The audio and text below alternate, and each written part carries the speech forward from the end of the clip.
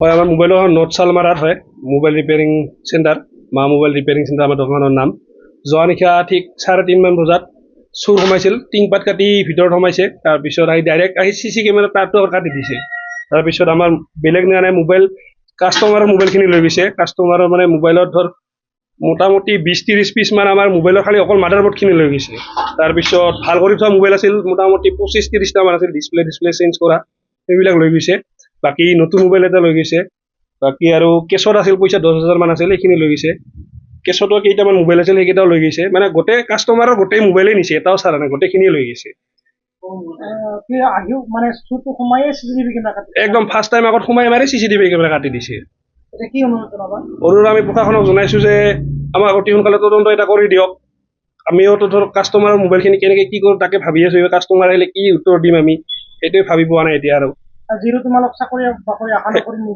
সেইটোৱে নিবনুৱাই দোকান কৰি খাই আছো, এই তাতেও আৰু চলিব নোৱাৰা নিচিনা হৈ গৈছো।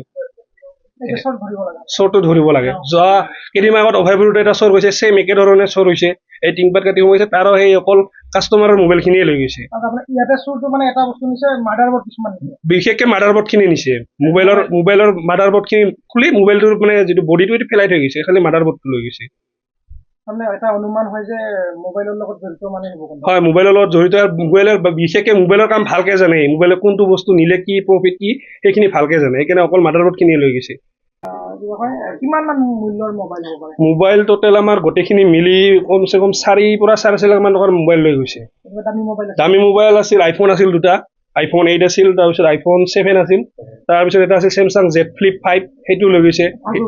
ভাল কৰিব দিছিল। হয়, ডিছপ্লে চেঞ্জ কৰি চিন্তা হৈছে এইটো মোবাইলটো এতিয়া কেনেকৈ কি কৰা যায়। কাষ্টমাৰ মোবাইল, ইমান দামী মোবাইল হয়।